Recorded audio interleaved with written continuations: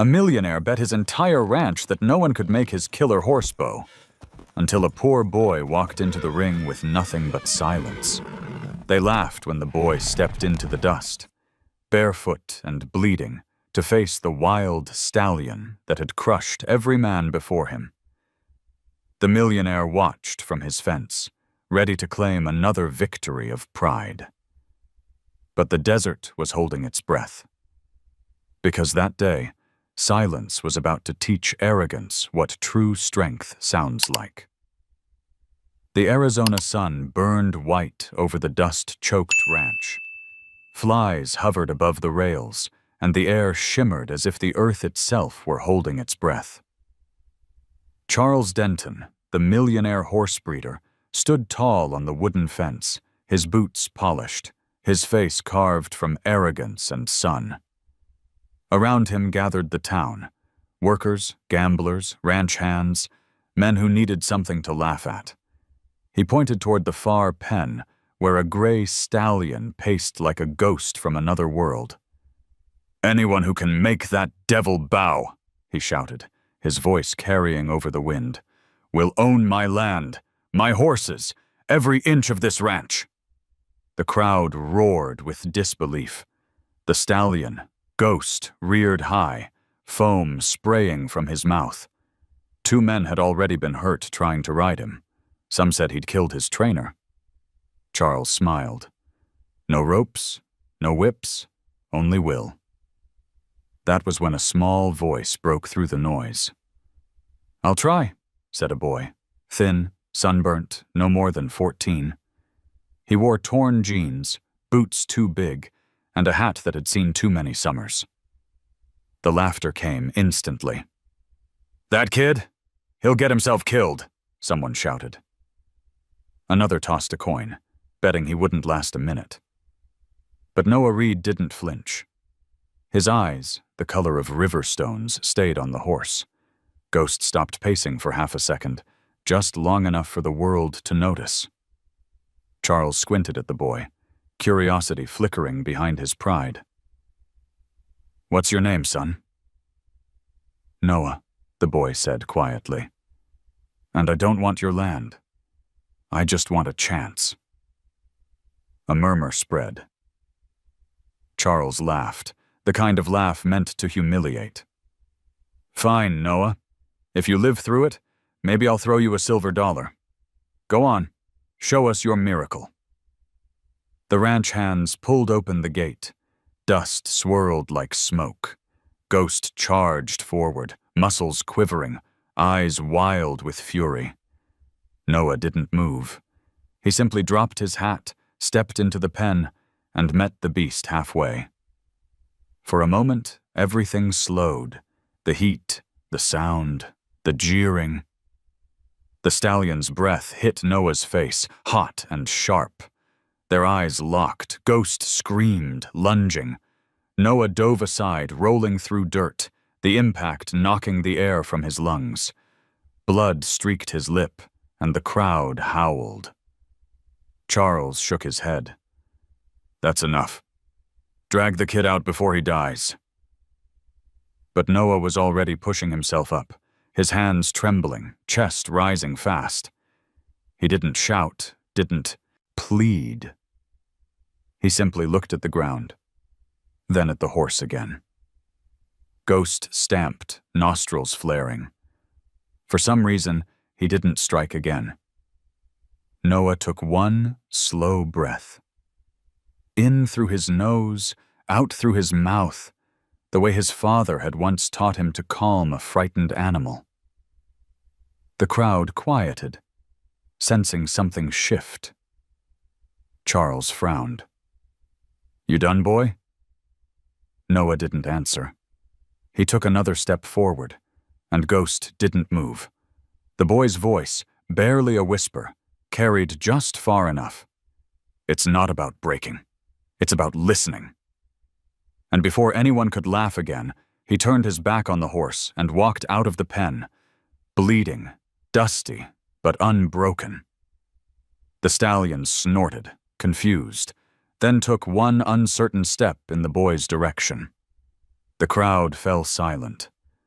Charles's grin faded, and for the first time that day, he felt a strange, unsteady chill run through the air, like the start of a storm still miles away. That night, under a sky full of desert stars, the boy would not sleep. Somewhere in the dark, the sound of ghosts' breathing haunted him, and he knew he would return. That night, under the breathless Arizona sky, Noah lay awake on the cot behind the feed shed.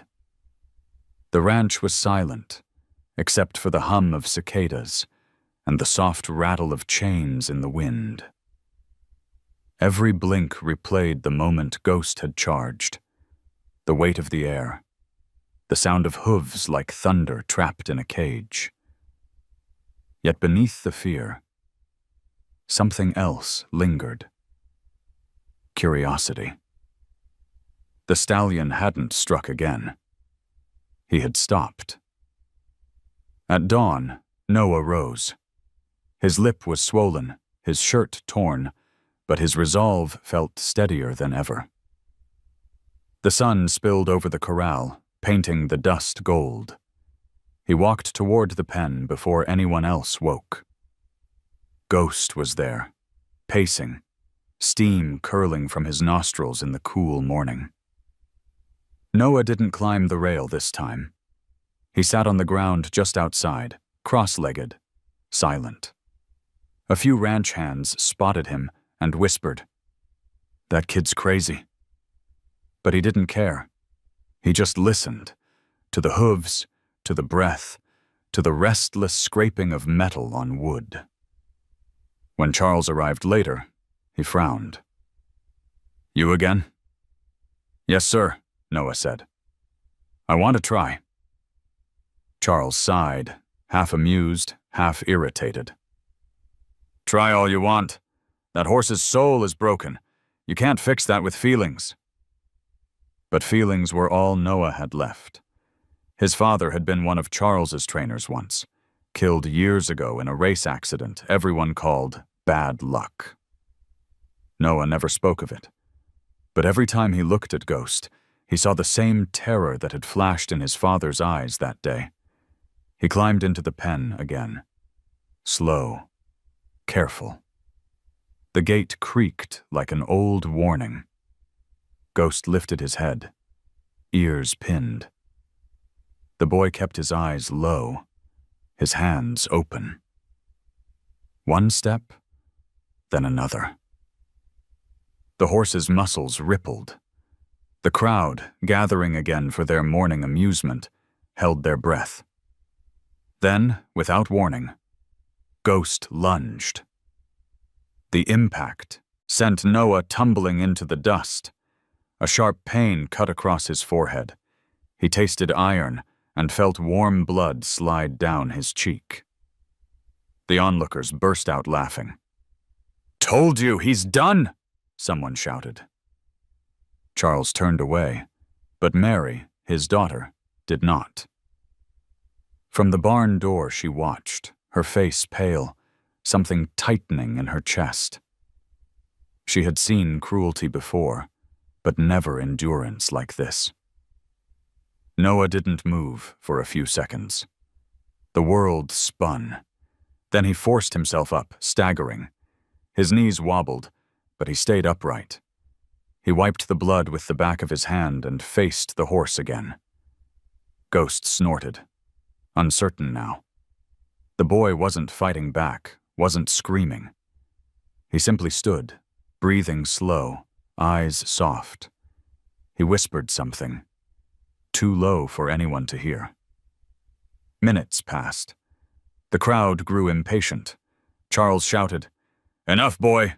You'll just make it worse." But Noah stayed. Dust swirled around them. The horse pawed once, twice, then halted. It wasn't victory. It was a pause. Small, but alive. Noah exhaled and slowly lowered himself to the ground, sitting right there in the dirt. He didn't look at Ghost again. He just closed his eyes and breathed. In, out, steady, calm. The same rhythm that had once soothed a frightened foal his father rescued years ago. The horse tilted his head, confused by the stillness. The air thickened with that rare kind of silence found only on an open ranch before sunrise, where life lessons hide between breaths. Mary stepped forward. "Why don't you hit it, or yell?" Noah opened his eyes. "Because fear doesn't listen." Her voice softened. "And you think patience will?" "I don't know," he said, smiling faintly. "But I'll find out." Charles said nothing. He watched from the fence as Ghost turned slightly away, no longer charging, no longer cornered. Something invisible had shifted between them, a fragile thread that neither power nor money could buy. When Noah left the pen, limping, Mary followed with a cloth. She dabbed the cut on his brow, her touch light. "You'll get yourself killed," she whispered. "Maybe," he said, "but not today." From the corral behind them came a low, throaty sound. Not a scream this time, but something quieter. Ghost was breathing, slow and deep, matching the boy's rhythm. That evening, as the sun sank over the Arizona ranch, Charles sat alone with a glass of bourbon, replaying the sight of the boy sitting in the dust, refusing to quit. It made him uneasy. For the first time in years, he questioned what control really meant. Outside, lightning flickered beyond the desert hills. A storm was coming. And somewhere in the barn, the horse that no one could tame lowered his head, just an inch closer to the empty gate, toward the place where the boy had been. The rain came earlier than anyone expected. Thin, silver lines fell across the ranch, soaking the dust into dark clay. By the time the workers had gone home, and the lights inside the main house dimmed, Noah was still awake, watching the storm from under the feed roof. The cut on his forehead stung each time a drop of water slipped from the tin above. But it wasn't the pain that kept him up. It was the memory of Ghost's last breath that morning, slow and heavy, almost human. He couldn't explain why the sound stayed with him. It wasn't fear. It was something closer to a question that hadn't yet found its words. When the thunder rolled low over the desert, Noah stood, pulled on his wet boots, and walked toward the barn. The wind pushed against him, whispering through the mesquite trees. Lightning flashed, painting the world white for a heartbeat. In that brief light, he saw the outline of the stallion standing behind the wooden gate, still, head raised, eyes burning in the dark. He didn't call out. He simply unlatched the small side door and stepped inside. The smell of hay and old sweat filled the air. The boards creaked beneath his weight. Ghost turned his head sharply, ears twitching. Rain dripped through a hole in the roof, making small, steady sounds against the floor. Noah sat down in the straw, keeping a good distance. He wrapped his arms around his knees and whispered, almost to himself, "I know you're tired." His voice was calm, the same tone he had used when speaking to a frightened dog years ago. The horse snorted, but didn't charge. He stayed that way for hours. No rope, no words, just breath and silence. The kind of quiet that lets the heart slow down enough to listen. Outside, thunder rolled again, but softer this time, like a drum heard from far away. Somewhere near midnight, the barn door opened slightly. Mary stood there, her dress clinging to her from the rain. She carried a small lantern that painted her face in gold. "Are you crazy?" she whispered. "If he attacks, no one will hear you scream." Noah didn't look at her. "If I scream, he'll run. I don't want that." Mary hesitated before stepping inside. She watched him for a long moment. The horse's breath rose in clouds, rhythmic, like the sound of waves. Noah's eyes never left the ground, but she could see the subtle alignment between the boy's breathing and the animal's. It was as if two broken rhythms had found a common beat. "Why him?" she asked quietly. "You could work any ranch, train any normal horse. Why this one?" He smiled, barely. "Because no one else would." She lowered her eyes. For a second, she saw her father in that answer. His pride. His refusal to see what was right in front of him. "You think he'll trust you?" "I think he already decided not to kill me," Noah said, still soft. "That's a start." Outside, the rain softened into a mist. Ghost shifted closer, just enough for Noah to hear the creak of wood beneath its hooves. He didn't move, didn't even glance up. He simply extended his hand slowly, letting the distance between them shrink to breath. Ghost's nostrils flared. He lowered his head an inch, then another. When his nose brushed the boy's sleeve, Mary gasped. Noah froze, not daring to breathe. The horse's breath warmed the fabric. Then, just as suddenly, it stepped back, shaking off the tension like a whip crack. Mary clutched the lantern tighter. "That was something," she said, voice trembling. "You're not supposed to get that close." "I didn't," Noah replied. "He did." She didn't understand it then, but the truth of those words lingered, heavy and bright, like the scent of rain after lightning. When she left, she turned back at the doorway. The lantern light fell across Noah's face. Calm, eyes closed, mouth forming words she couldn't hear. Ghost stood facing him again, quiet now. The two of them, human and beast, surrounded by the low hum of the storm. By dawn, the rain had stopped. The first light of morning slipped through the gaps in the wood, cutting soft golden stripes across the straw. Noah stood, stiff from the cold, and saw the apple he'd brought the day before lying untouched near the gate. He picked it up, rubbed the dirt off on his sleeve, and rolled it toward the horse. Ghost sniffed it once, then turned his head away. "Maybe tomorrow," Noah whispered. He stepped outside, blinking into the sunrise. The air was clean, carrying that earthy scent only desert rain can leave behind. He looked back once more. Inside the stall, Ghost stood near the apple now, staring after him. From the upper window of the main house, Mary watched the scene unfold. Behind her, her father's voice echoed, sharp and tired. "You've been watching that boy again?" She didn't turn. "He's not like the others." Charles snorted. "No, he's not. The others know when to quit." Mary's gaze stayed fixed on the barn.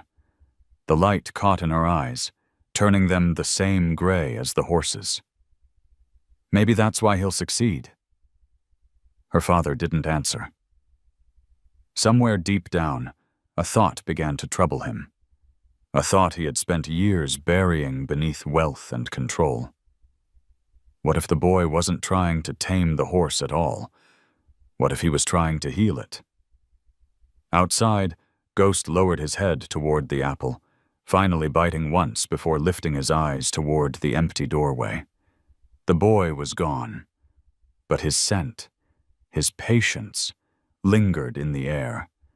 And for the first time in years, the stallion's heart slowed without fear. The morning after the storm was the kind that made silence feel sacred. The air smelled of wet earth and juniper. And for the first time in weeks, the sun rose without dust clouding its light. Noah walked back to the barn, his boots leaving soft impressions in the mud. Each step echoed faintly inside him, a rhythm that matched his heartbeat. Steady, uncertain, but alive. When he pushed the door open, Ghost was awake, standing near the stall gate. The apple from last night was gone. Noah noticed the faint mark of teeth in the straw and smiled. It wasn't a victory, just a sign that something fragile was beginning to hold. He set down a bucket of fresh water and leaned against the wall, watching the horse in silence. The air was heavy with that quiet understanding shared by those who had seen too much hurt. Ghost twitched his ears but didn't retreat. His eyes, gray and alert, followed the boy without hostility this time. From outside, the sound of hooves and laughter broke the stillness. Charles had returned with his men, buyers from Phoenix, men with suits too clean for the dust. "Gentlemen," Charles called, "you're about to see why power still matters on this ranch." Mary followed behind, arms crossed.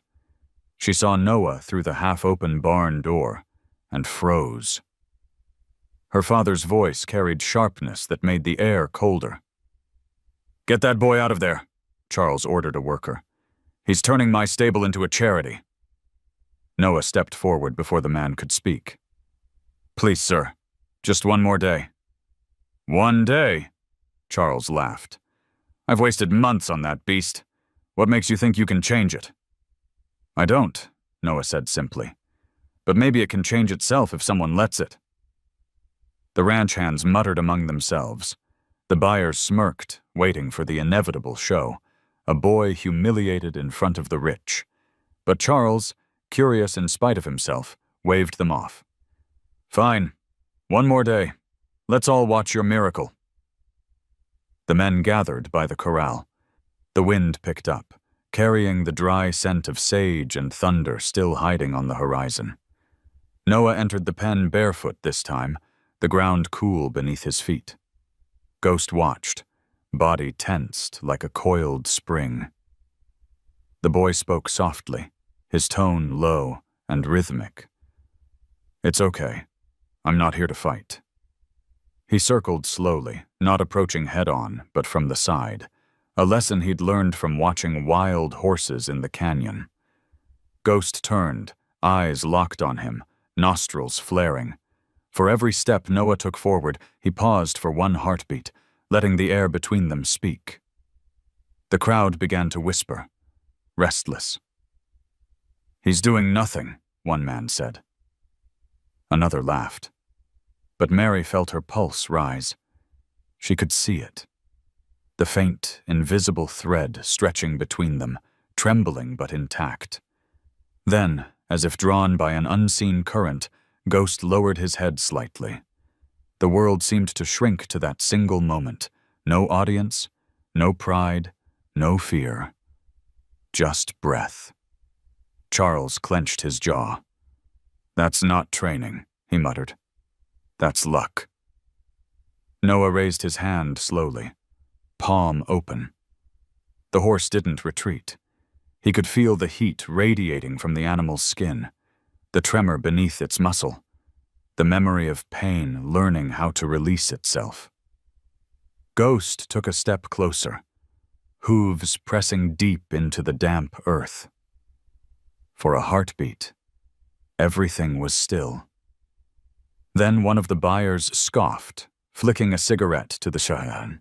"Ground!" The sound startled the horse. Ghost reared, screaming, mud flying as he spun away. Noah stayed where he was, refusing to run. Charles cursed under his breath. "Enough! Get the boy out!" But Noah's voice cut through the noise, calm, low, unwavering. "It's all right. I'm still here." Ghost froze mid-turn. The silence that followed was heavy as thunder. Slowly the stallion lowered himself, breathing hard, eyes wide but no longer wild. Noah reached out again, this time closer. His fingertips brushed the coarse hair of Ghost's neck. The horse flinched, then stilled. A tremor passed through Noah's hand, a quiet mixture of awe and exhaustion. The crowd said nothing. Even Charles couldn't look away. Then Ghost stepped back, ending the contact as if to say, "That's enough for today." Noah nodded, breath unsteady. "Thank you," he whispered. When he left the corral, Mary was waiting with a towel. Her eyes shimmered with something between fear and admiration. "You keep talking to him like he understands every word." "Maybe he does," Noah said. "Or maybe he just understands what no one else bothers to say." Behind them, Charles stayed by the fence long after everyone had gone. The laughter, the bets, even his own certainty had drained away.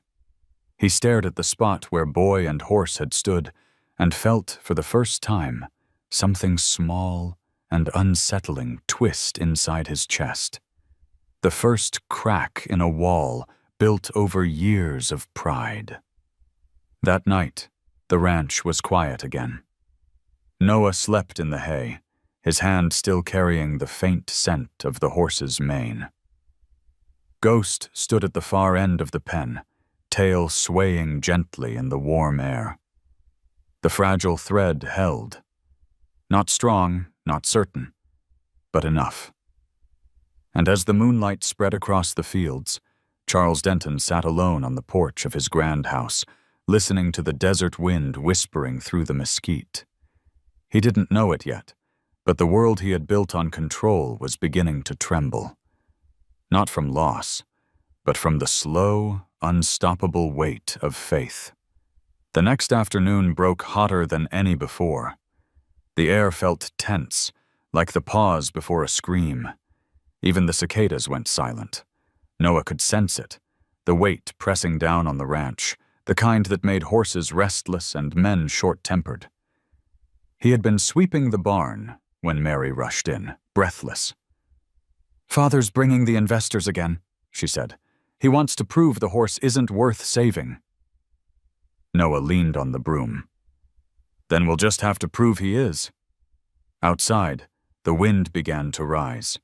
First a whisper, then a moan threading through the dry grass.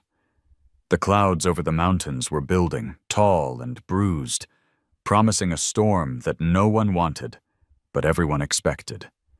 By late afternoon, a crowd had gathered again. Word had spread that the boy and the wild horse would face each other once more. The men leaned on fences. Women held their hats against the wind. Phones were ready, eager to capture either a miracle or a disaster. Charles stood near the corral, his white shirt spotless despite the dust. His eyes were cold, calculating. "One last chance," he said. "If the horse bolts again, he's gone. I'll have him put down before sunset." Noah froze. The word struck harder than any blow. He looked at Ghost, who paced behind the rail, his coat shining with sweat, tail snapping at invisible flies. The horse's fear was palpable, but beneath it, there was something else. An echo of trust that had not yet died. Mary caught her father's arm. "You can't mean that." "I mean every word," Charles said. "That animal has hurt too many men. If the boy wants to risk his life, let him. It'll save me the trouble of hiring another fool." The sky darkened as Noah stepped into the pen. The wind pressed against his shirt, lifting the dust in ghostly spirals. Ghost snorted, pawing the ground, the whites of his eyes flashing. Noah moved slowly, hands open, his breath steady. "Easy," he whispered. "We've been here before." But this time, the air was different. The smell of rain mixed with the electricity of fear. A paper cup blew across the pen, and Ghost's muscles locked. The crowd's murmur became a low hum of tension. Noah took another step forward. "It's just wind," he said softly. "Just noise." Lightning flashed. Thunder cracked like a whip. Ghost reared, shrieking, the ground trembling beneath him. The crowd gasped. Noah didn't run. He stood his ground, eyes closed, palms out. "I'm here," he said, voice firm against the chaos. "I'm not leaving." The horse came down hard, hooves slicing the air inches from the boy. Dirt sprayed across Noah's face. He didn't blink. Each breath he took cut through the noise like a metronome. The crowd shouted for him to get out, but he didn't move. Something ancient passed between them, fear meeting its reflection, fury meeting calm. Then, against all expectation, Ghost stopped. His body shuddered once, then froze, his chest rising fast. The sound of thunder rolled again, farther this time, softer. Noah's voice was barely a whisper. "It's over. You don't have to fight anymore." Ghost's nostrils flared, his ears flicked forward. Slowly, impossibly, he stepped closer. The distance between them shrank until Noah could feel the heat radiating from his body. The boy raised a trembling hand, not to control, but to offer. The horse lowered his head.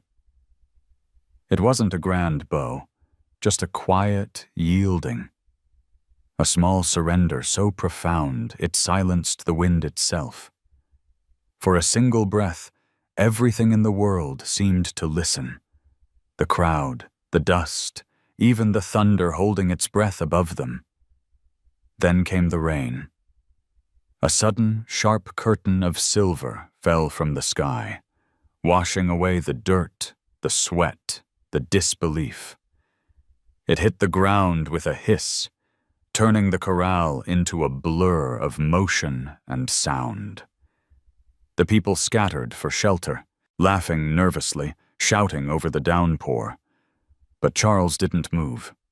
He stood by the fence, soaked, staring at the boy who now rested his hand against the neck of the beast everyone had called untamable. For a long time, the only sound was rain on wood, rain on skin. Mary ran toward them, hair plastered to her face. Ghost didn't flinch when she approached. Noah turned to her with a half-smile, the kind that carried both exhaustion and peace. "I told you," he said quietly. He just needed to be heard. She stared at them, boy and horse framed by stormlight, and felt tears blur her vision. It wasn't a miracle anyone could explain. It was simpler than that, and far more powerful. Understanding. Charles stepped into the rain, the drops rolling down his lined face. For a second, he looked older than his years, smaller against the wide Arizona sky. "How?" he started, but the question died on his lips. Noah just shook his head. "You can't make peace. You can only offer it." The words hit something deep inside the man, something that had been locked away since the day his wife died, since the day he turned his heart to stone in exchange for control. Ghost shifted, lowering his head again as if inviting the man closer. Charles hesitated, then reached out a trembling hand. The horse's breath was warm against his palm, and for the first time in decades, he felt the weight of his own cruelty. Rain dripped from the brim of his hat. His voice cracked. "I taught them to fear me," he whispered. "Every one of them. Even her." Noah didn't answer. He just stood there, letting the storm speak for both of them. By the time the clouds broke and the sun began to pierce through, the world looked new, washed clean, reborn in the smell of wet dust and forgiveness. The investors were gone. The crowd was gone.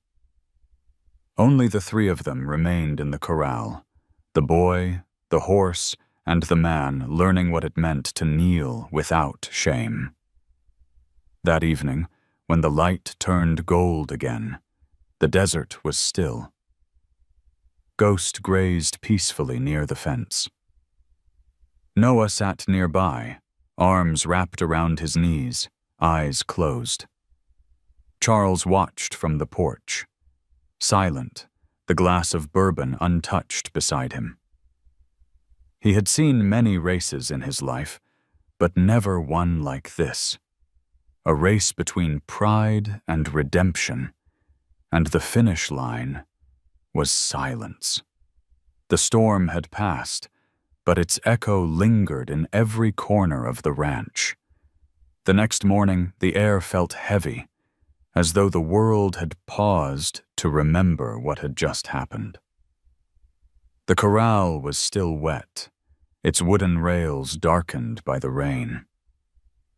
Puddles reflected the pale sky, scattered like broken mirrors across the dirt. Noah stood beside Ghost, brushing mud from the horse's coat with a torn rag. Each movement was slow, deliberate. The stallion's eyes followed him without fear now, wary still, but calmer, as if they had both survived something greater than themselves. From the porch, Charles watched in silence. His usual posture, shoulders square, chin high, was gone. He looked smaller somehow, like a man realizing that wealth couldn't buy the one thing he'd just witnessed, grace. Mary came out quietly, handing him a cup of coffee. "You didn't sleep," she said. He took it without answering. His hands trembled slightly. "That horse," he murmured, more to himself than to her. "He should have killed the boy yesterday." Mary's eyes softened. Maybe the boy saved him instead. Charles stared out across the corral, where the two stood, boy and beast moving in sync, the brush rising and falling like breath. "You sound like your mother," he said at last. "She believed broken things could still be healed," Mary replied. Her father didn't respond. He just kept watching, the morning light catching in his eyes. Inside the pen, Noah finished his work and set the brush down. Ghost turned his head, nuzzling the boy's shoulder. The gesture was brief, almost shy, but enough to make Noah smile. "You're getting softer," he whispered. "Don't tell anyone." He didn't know that Charles was listening. By midday, the ranch workers had returned, whispering about what they'd seen the day before. Some said the boy was blessed, others said it was a trick.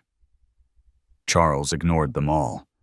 But when he called Noah over to the porch, every eye turned. "You did something I couldn't," Charles said, voice rough. "You made that animal trust again. I don't understand it." "It's not about understanding," Noah said gently. "It's about being there." The older man frowned, unsettled by the simplicity. "You think that works on people too?" Noah hesitated, meeting his gaze. "It's harder with people," he said.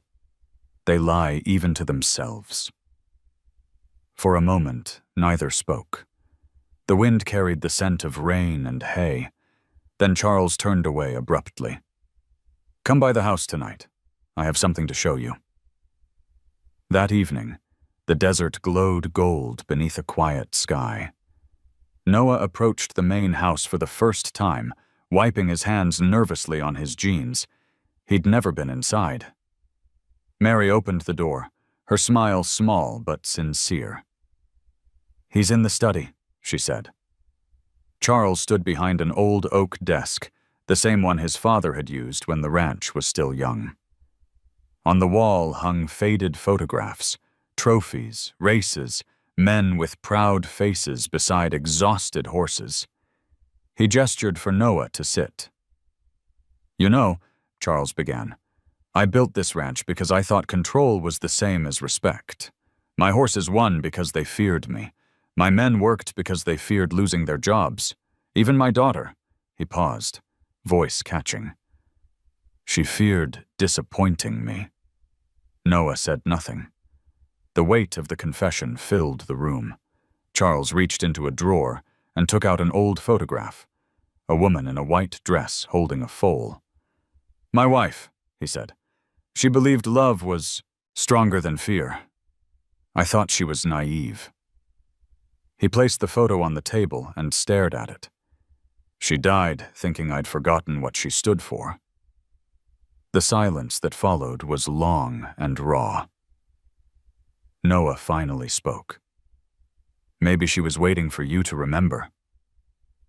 The words hit harder than expected. Charles looked up, eyes glistening. For the first time, his voice softened. "And you think this horse can teach me that?" "No," Noah said quietly. "I think he already has." Charles leaned back, exhaling a shaky breath. "You've got a strange way of looking at the world, boy." Noah smiled faintly. "It's the only way I can afford." That made Charles laugh, a real laugh this time, rough but alive. "You've got your father's stubbornness," he said. Noah froze. "You knew him?" Charles nodded slowly. "He worked here years ago. One of the best trainers I ever had, until that accident. I told myself it was fate. But truth is, it was my pride that killed him." The admission hung in the air like thunder that refused to break. Outside, Ghost neighed softly, as if sensing the tremor between them. Charles set his glass down, his voice low. "If I could trade everything I own to undo that day, I would." Noah's throat tightened, but he said nothing. Forgiveness, he knew, wasn't a gift you spoke about. It was one you lived. A gust of wind swept through the open window, rustling the old photographs. For a moment, one picture fell from the wall. The image of a younger Charles, his hand gripping a stallion's muzzle, pride in every line of his face. It landed near Noah's feet. He picked it up and studied it. "You look different," he said. Charles smiled sadly. "I was a man who thought winning made him strong." Noah placed the photo back on the desk. "Maybe losing teaches you more." Outside, the wind shifted again, carrying the smell of rain from the far hills. Mary appeared at the doorway, her expression uncertain, but hopeful. Charles looked at her, then at Noah. Something in him finally gave way. "Tomorrow," he said quietly, "the ranch is yours to walk. No one will stop you. And the horse stays. No more talk of killing him." Noah nodded, relief flickering through his tired eyes. "Thank you, sir." But Charles wasn't done. He stood, extending a hand. "Noah, you don't have to call me sir." The boy hesitated, then shook it. Their hands, one young and rough, the other old and trembling, met like a promise between generations. For the first time, Charles Denton didn't feel like a man giving orders. He felt like one asking for forgiveness. Later that night, long after Noah had left, Charles stood by the window watching Ghost graze in the moonlight. Mary joined him, wrapping a blanket around his shoulders. "You did the right thing," she said softly. He nodded. "It doesn't feel like mercy. It feels like debt." Mary smiled faintly. "Maybe that's what mercy really is." Down below, Noah lay in the hay, listening to the rhythm of Ghost's breathing. Each exhale was slow, steady, the sound of something once wild learning peace. And somewhere inside the house, a man who had spent his whole life teaching fear finally learned what it meant to kneel in the quiet. Morning crept softly over the ranch, the sky pale and heavy with the promise of more rain. Everything was still. The fences glistened with dew, the fields shimmered like silver cloth, and the air smelled of wet hay and quiet beginnings. Inside the barn, Noah woke to the sound of breathing, his and Ghost's, steady and synchronized. For a long time, he didn't move. The stillness felt sacred, like breaking it might undo the fragile peace they had fought for. When he finally rose, Ghost followed him with calm eyes, ears turning toward each sound. The stallion's wounds, the scars across his flank, and the small patches of missing hair had begun to fade under the care of gentleness. Noah brushed him slowly, the rhythm of the strokes echoing the steady beat of morning rain against the roof. Mary appeared at the door, holding 2 cups of coffee. "He trusts you now," she said softly. Noah smiled faintly. "Maybe. Or maybe he just forgave me for being human."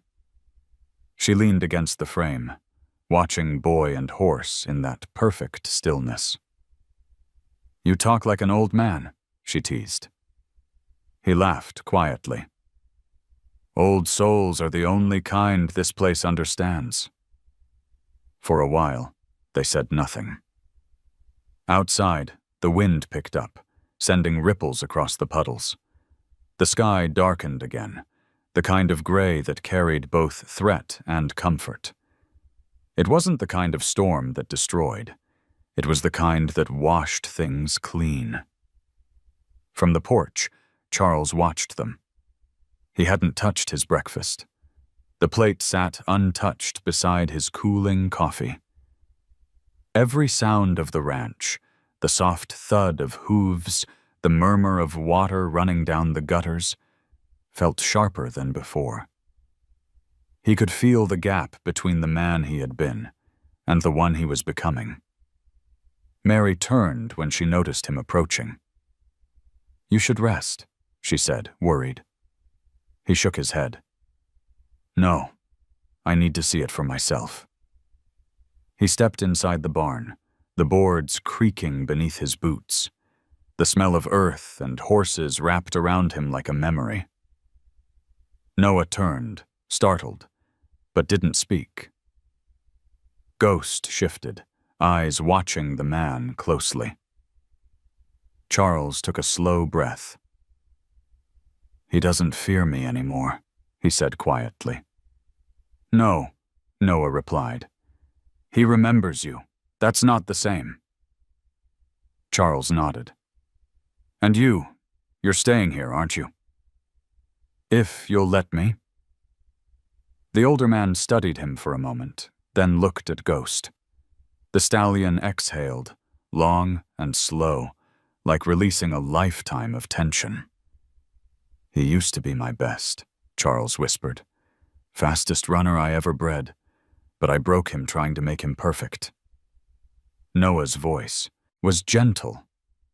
"You can't break something into beauty. You can only wait until it becomes itself again." Outside, thunder rumbled in the distance. The light dimmed, soft and blue, filling the barn with a calm that felt like prayer.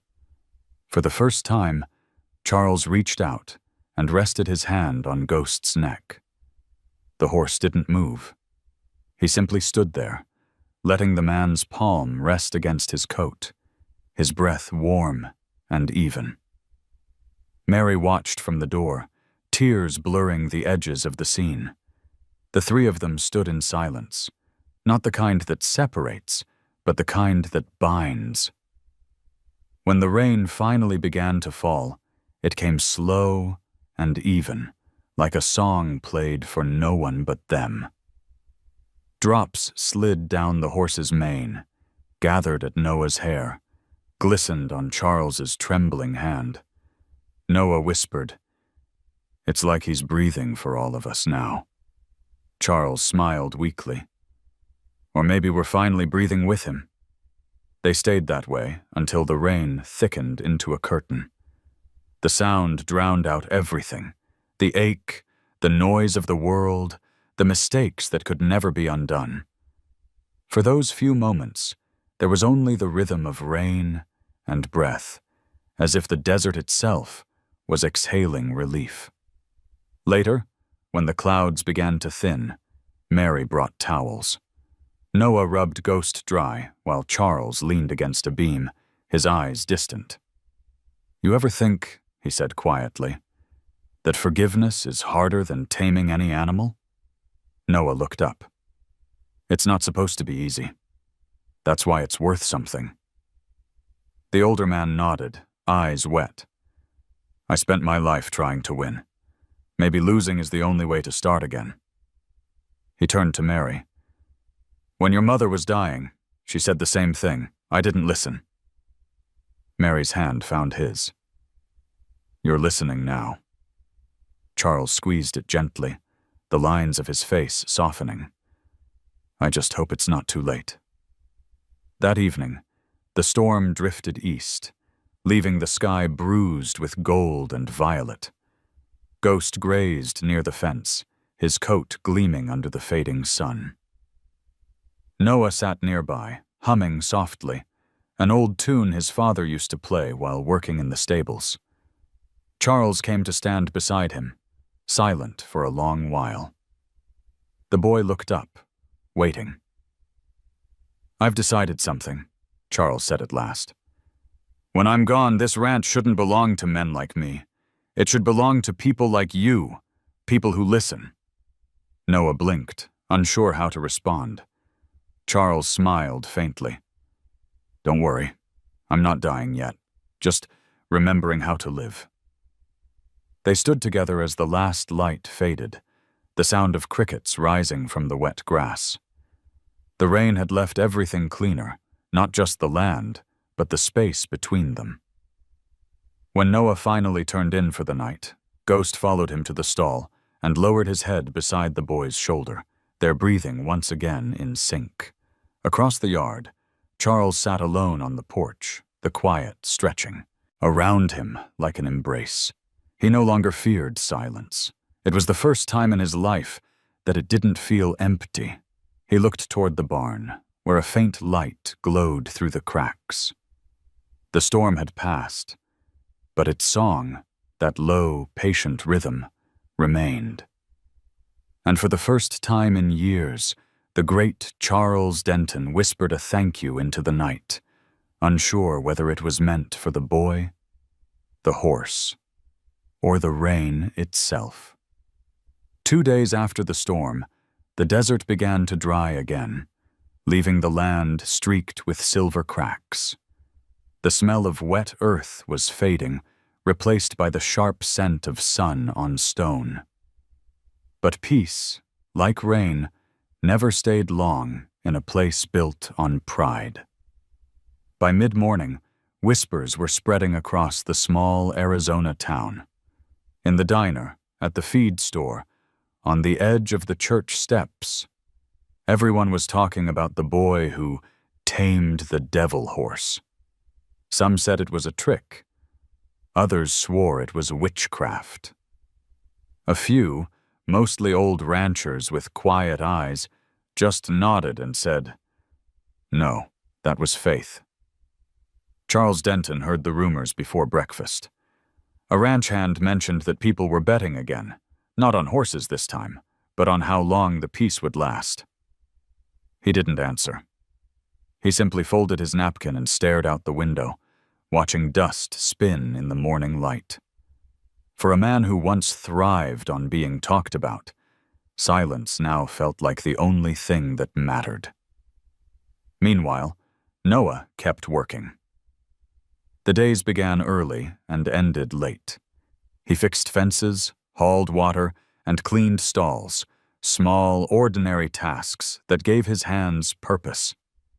Ghost followed him around the ranch, never far, like a shadow that had finally found its light. Their bond was quiet now, wordless, but deeper than before. Mary often joined them, her laughter brightening the still air. She would bring iced tea, or sometimes an old record player that barely worked. "He likes music," Noah said once, pointing at Ghost. "Watch." And she did. When the soft hum of the record filled the barn, the stallion would stop moving, head tilted, as if listening. It was a moment so small, most would miss it. But not them. That evening, as the sky turned to amber, Charles drove into town for the first time in weeks. The bell above the diner door jingled as he entered, the chatter fading for a heartbeat. He could feel eyes on him, the unspoken judgment of a place that remembered every failure. A man at the counter smirked. "Heard your new trainer's a miracle worker. Maybe he'll bless the rest of us too." Laughter rippled around the room. Charles didn't bite. He set his hat on the counter and said quietly, "The boy's not a trainer. He's a listener." The man frowned. "What's that supposed to mean?" "It means," Charles said, meeting his gaze, "he hears what the rest of us forgot to." No one laughed after that. Outside, thunder rolled faintly over the distant hills. Not a real storm, just memory rumbling through the sky. Charles stood on the porch of the diner, staring toward his ranch. He had never felt smaller or freer. When he returned home, he found Noah sitting by the paddock, Ghost's head resting against the boy's shoulder. The sight stopped him cold. For the first time, Charles didn't see poverty or defiance in the boy. He saw strength, the quiet, patient kind that can't be taught. "People in town are talking," Charles said. Noah smiled without looking up. "Let them." "They think it's luck," Charles continued. "Or trickery." "Maybe it is," Noah said, eyes still on the horizon. "But if believing in something good is a trick, then the world needs more of it." Charles chuckled softly.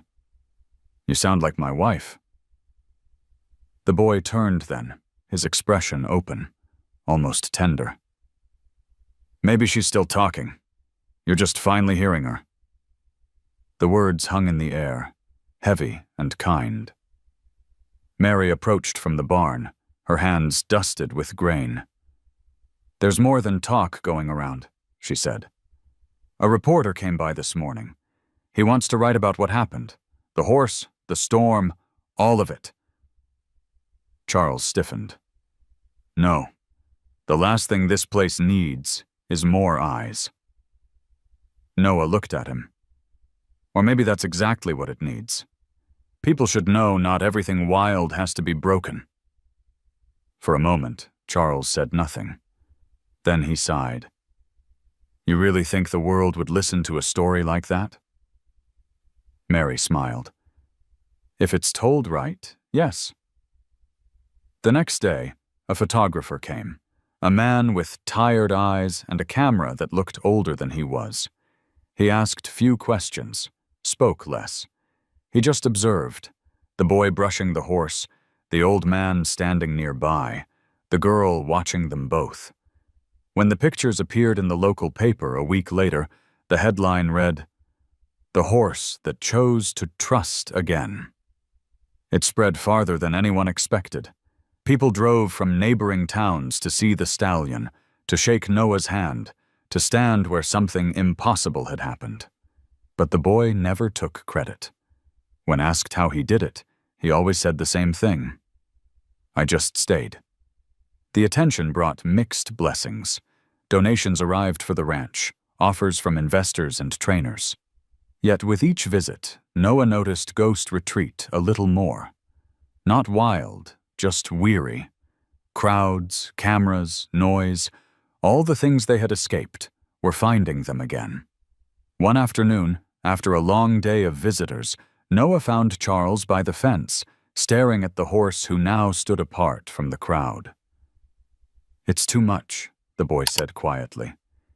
"He's tired." Charles nodded slowly. "Fame's a different kind of rope. I know what it does." "What should we do?"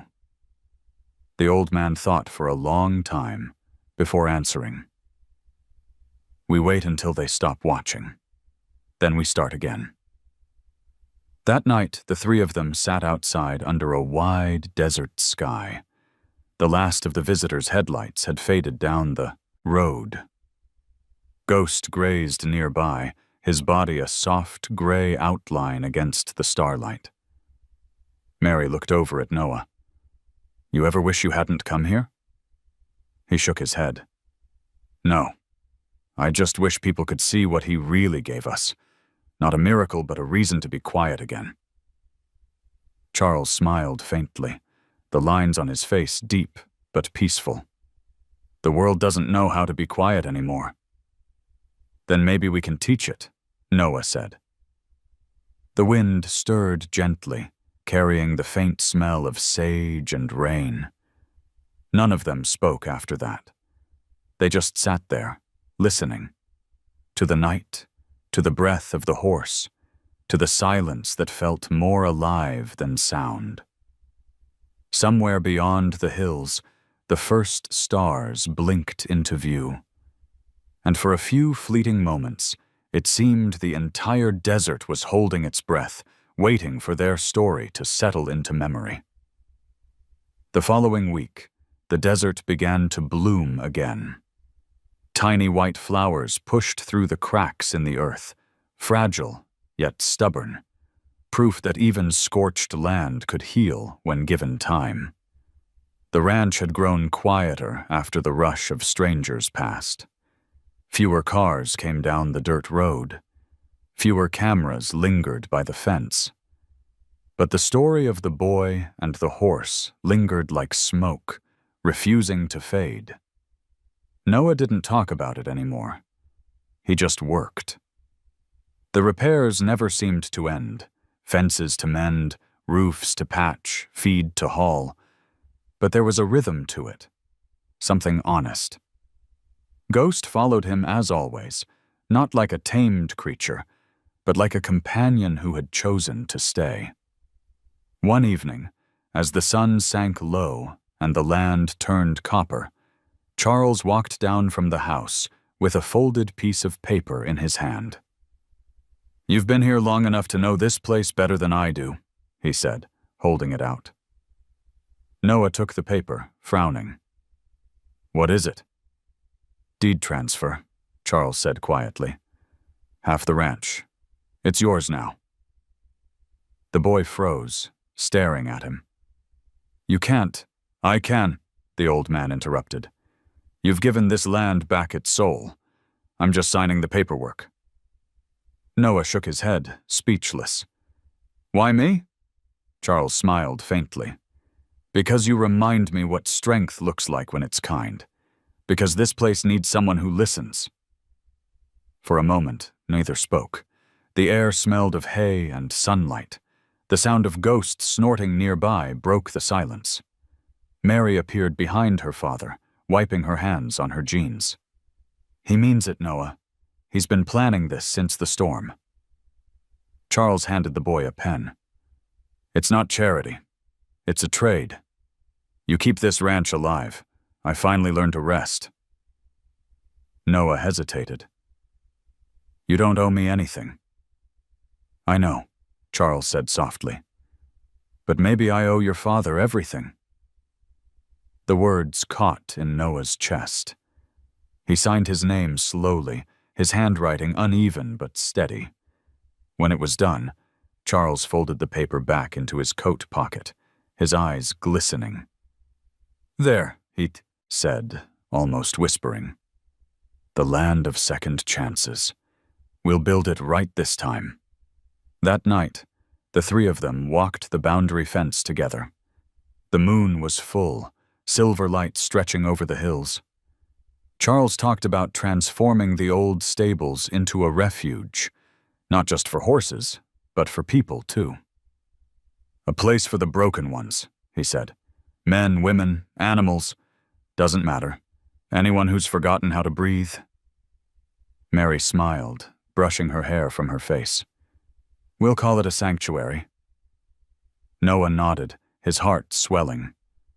A sanctuary for the broken, he repeated quietly, as though saying it made it real. The days that followed were full of work. They cleared the fallen beams, repaired the corral gates, painted the old barns white again. The air filled with the sound of hammers, laughter, and music from Mary's cracked radio.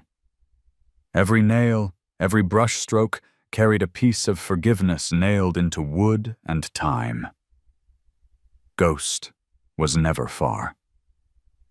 When strangers began arriving, volunteers, drifters, people who'd read about the miracle horse and wanted to help, the stallion would stand back at first, watching.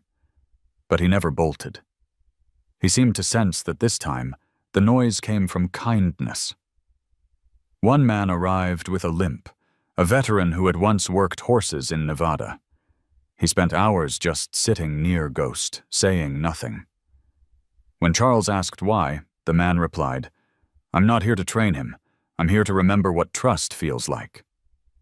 That night, Charles told Noah, You see, you started something I never could. I built an empire. You built peace. Noah smiled quietly. Empires fall. Peace stays. Charles laughed, shaking his head. You sound like a preacher.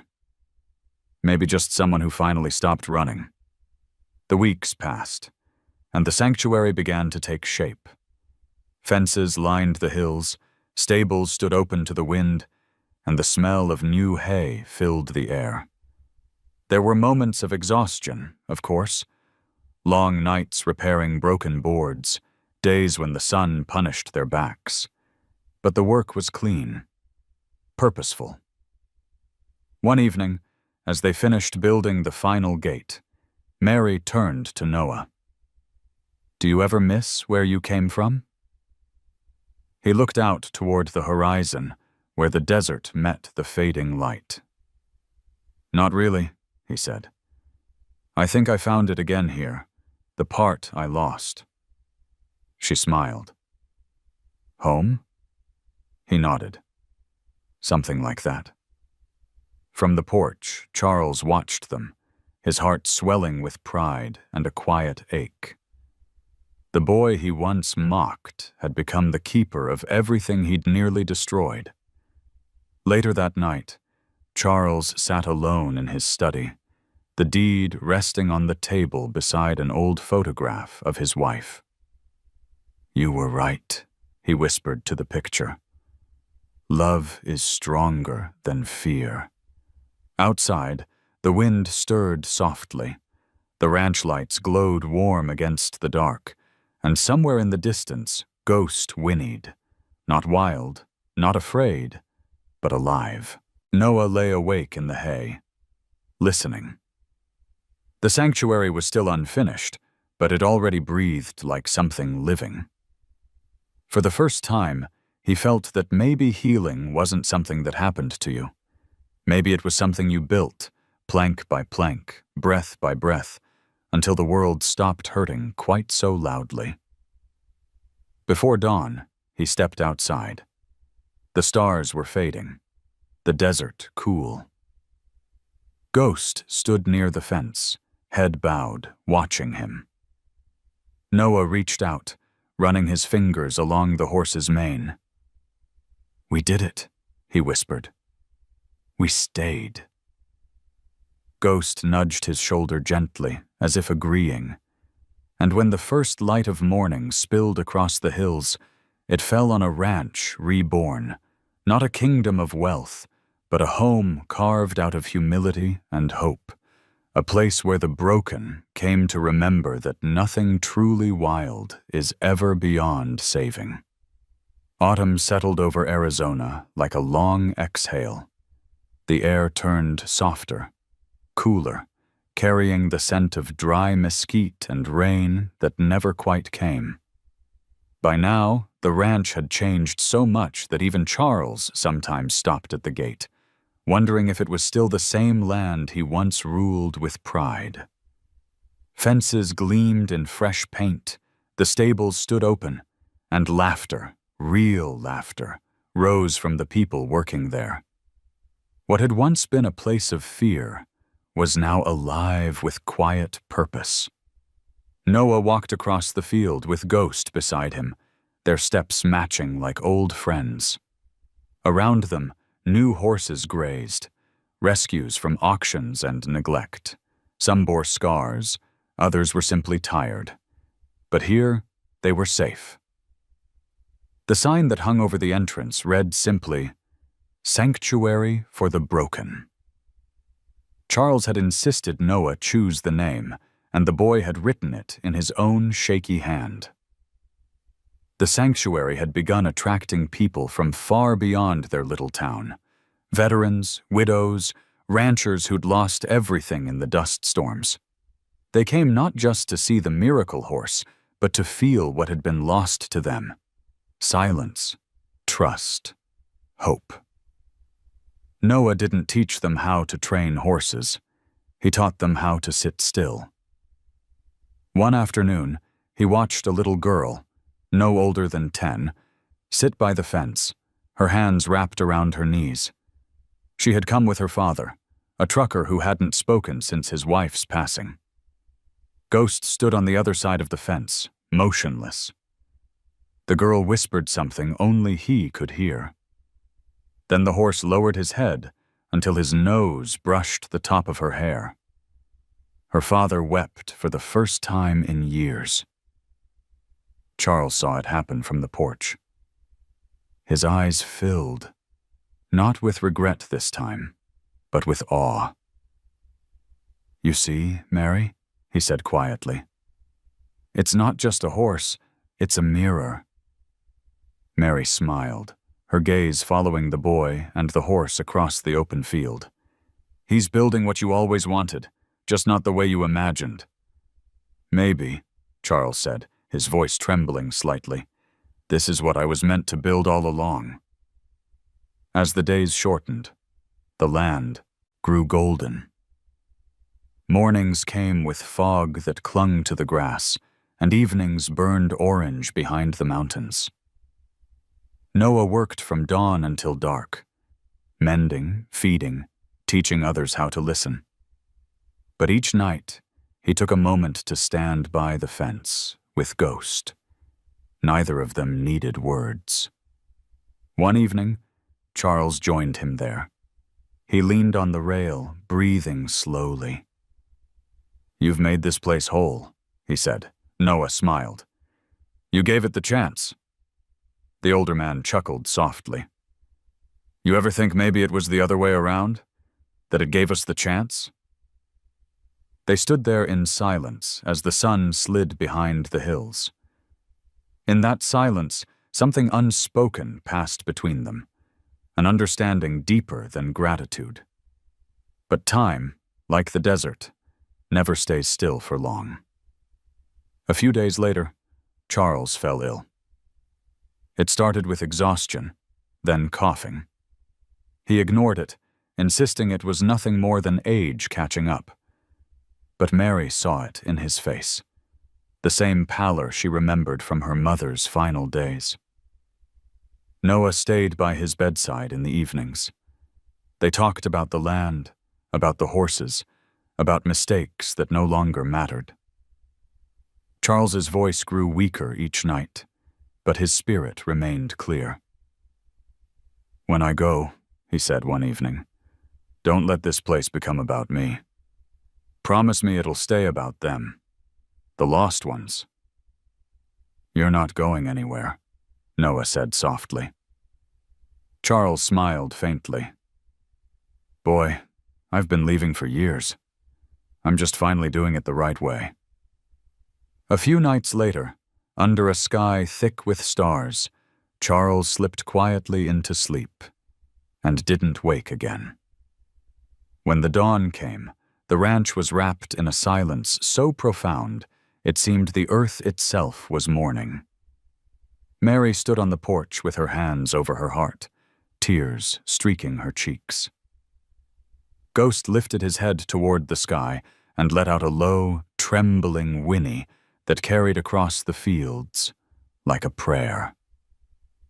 Noah stood beside him, one hand on the horse's neck, eyes glistening but dry. He had learned that grief didn't always need tears. It needed witness. Days later, the townspeople gathered for the burial.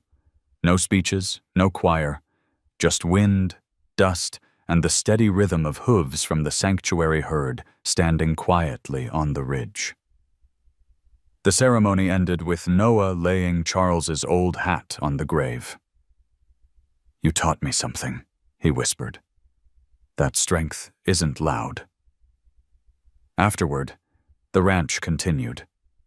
It had to. That was the promise. The sanctuary grew, not in size, but in spirit. More people came. Runaways, veterans, widowers, each leaving a little lighter than when they arrived. The story of the boy and the millionaire faded into something simpler, humbler. Months later, a gentle rain came again, the kind that didn't break the earth, but blessed it. Noah led Ghost out into the open field, where the mud squished beneath their boots. He let the reins drop. The horse didn't need them anymore.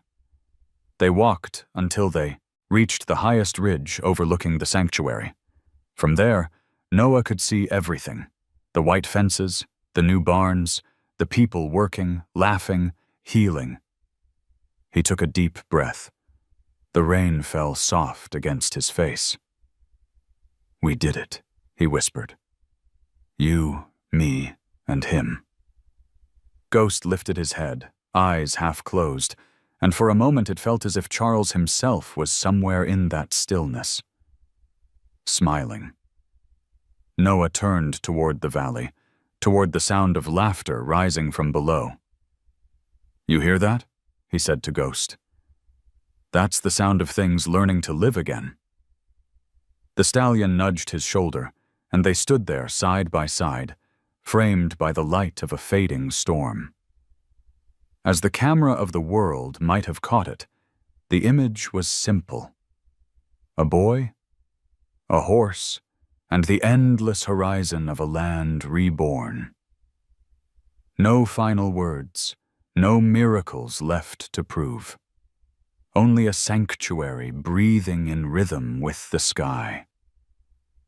And in that silence, the kind Charles once feared, the kind Noah always understood, there was everything. If this story touched your heart, tell me what moment stayed with you the most. Leave a comment below. I read every single one. Don't forget to like, subscribe, and join me for the next story, where silence, faith, and second chances meet again under the wide American sky.